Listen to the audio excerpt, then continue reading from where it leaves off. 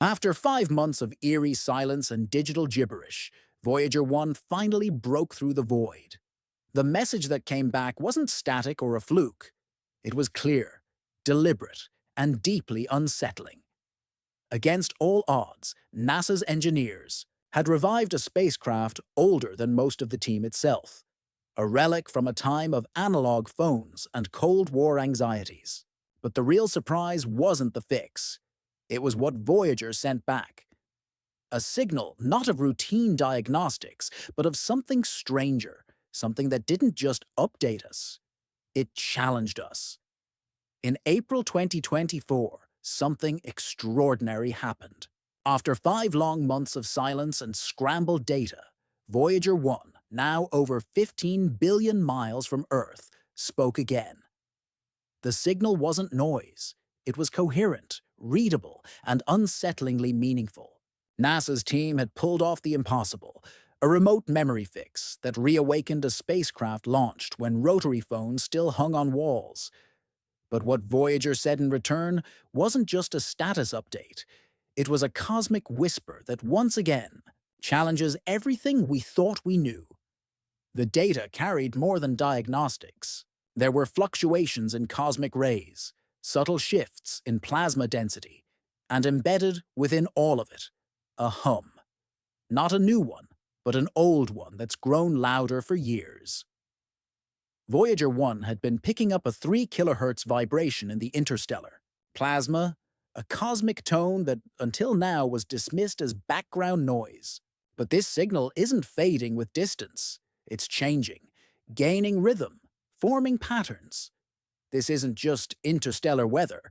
It might be structure, resonance, something that acts like it's responding.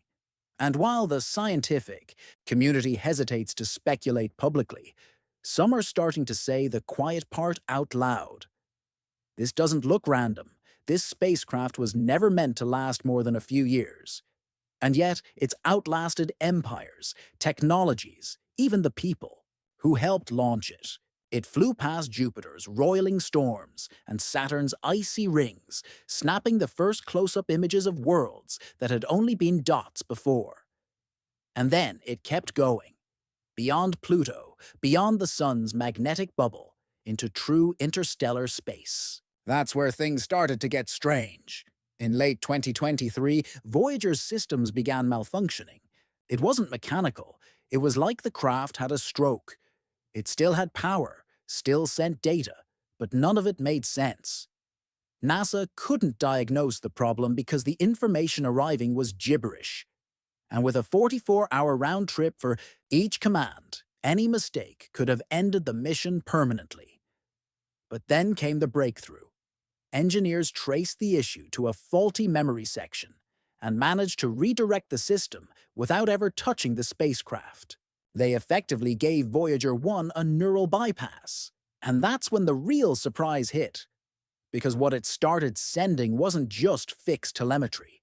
The signals contained rhythmic pulses and variations in cosmic phenomena that didn't align with anything natural, like a beat buried inside the chaos, like something was being repeated over and over. The idea of a hum in space sounds poetic, until you realize it's been consistent for over a decade. Voyager has been hearing it, quietly, while floating through nothingness. Now, that same hum has started shifting. Its tone, its pitch, its timing. It's no longer just presence, it's behavior.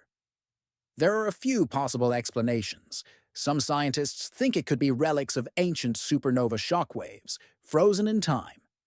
Others believe Voyager may have reached a zone of interstellar medium unlike anything we've modeled, charged particles caught in magnetic turbulence beyond our comprehension. And still others wonder if this is the edge of something else entirely. Some uncharted region where even the laws of physics start to flex. And then there's the theory people don't want to talk about. That maybe, just maybe, this rhythm isn't incidental. That Voyager has stumbled into a pattern, one that echoes like a signal, not just a signature. It's not that the hum is intelligent, it's that it's too clean to be chaotic. The raw data doesn't scream alien, but it doesn't scream natural either. It's not wild plasma flares or random static. It hums, softly, repetitively, like a background score that's been playing the whole time, and only now are we learning to listen. Voyager's journey has always been more than just science. The spacecraft carries the famous Golden Record, a time capsule of human life, greetings in dozens of languages, whale songs, Beethoven, Chuck Berry, images of DNA and human anatomy, a blueprint of who we were when we reached out for the stars. It was optimism carved into gold, launched into the unknown. And now, something in that unknown might be responding, not directly, not clearly, but consistently. As if the vast emptiness isn't as empty as we thought. As if there's structure in the chaos, echoes in the void. For decades, Voyager has sent us data that we turned into discovery. It mapped magnetic fields, measured solar wind, and revealed the strange architecture of the heliopause, the invisible wall where the sun's influence ends. But all of that might pale in comparison to what it's sending now. When engineers compared the new signal data to historical logs, they found something chilling. Tiny, slow variations had been happening all along. Frequency modulations, shifts in amplitude, even timing, subtle enough to overlook, but undeniable once noticed. It's as if the signal has been alive the entire time, as if space has been, speaking in a whisper, and only now, only after decades, are we close enough, still enough, quiet enough to hear it. The idea of a dialogue with space itself sounds absurd, but this isn't metaphor, it's data, rhythmic, repeated, and evolving. Some researchers are now suggesting that we might be hearing the interstellar medium itself, alive with the aftershock of ancient violence. Exploded stars, collapsing, fields, or maybe, just maybe, other explorers. Voyager has crossed into a realm beyond the sun's shelter, where galactic radiation slams unfiltered, and where no other human-made object has dared to linger.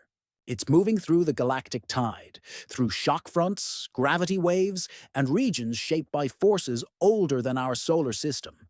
And as it drifts, it's recording, not with a camera, not with sound, but with pulses, with patterns, with the kind of slow, quiet rhythm that doesn't just happen, the kind that suggests presence. We've always thought of as interstellar space as a void, but maybe it's a sea.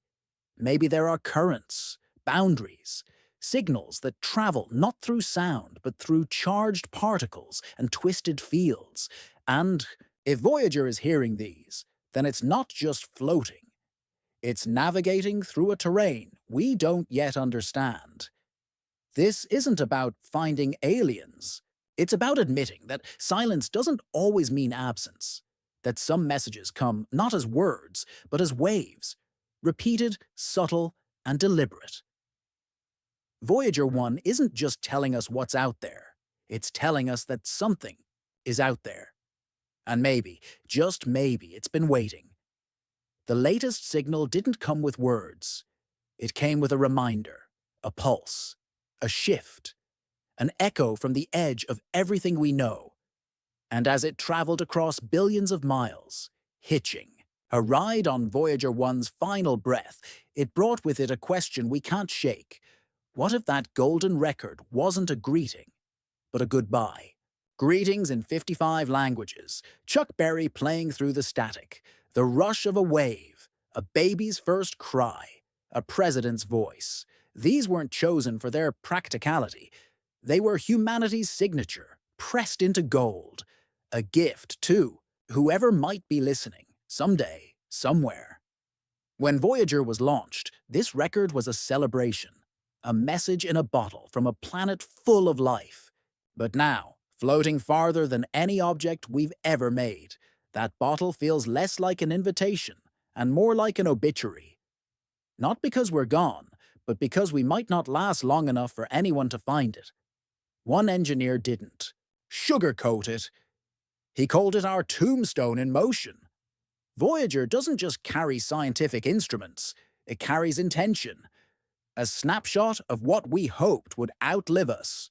And the chilling truth is, if someone or something ever plays that record, it won't be Earth they're meeting. It'll be a fossil, a memory of who we once were. So when that final hum came through, patterned, structured, impossible to explain, it felt like more than just space weather. More than plasma ripples. The timing was eerie. As Voyager 1 nears its shutdown in 2025, its instruments will begin going dark. The battery will fade. One by one, sensors will go silent. And then, nothing. No more transmissions. No more data. Just a dead signal, lost in the void. But the real message came before all that. Not in code. Not even in science. Voyager's greatest revelation wasn't found in any readout. It was in what it's shown us all along, that Earth is fragile, that space is not silent, and that the universe is far less empty than we assumed. This probe didn't just map planets or capture radiation.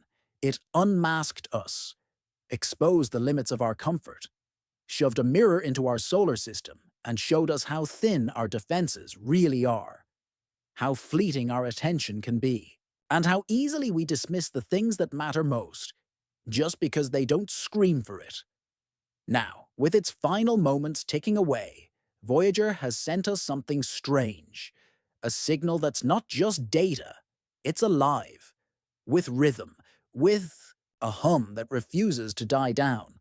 No one knows what it is, but everyone who's heard it agrees. It doesn't sound random. There's no distress call, no declaration of peace, just vibration, movement, proof that the void isn't void at all.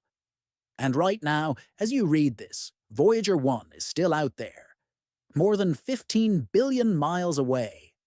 A speck of human ambition drifting with no destination, no return, and no backup.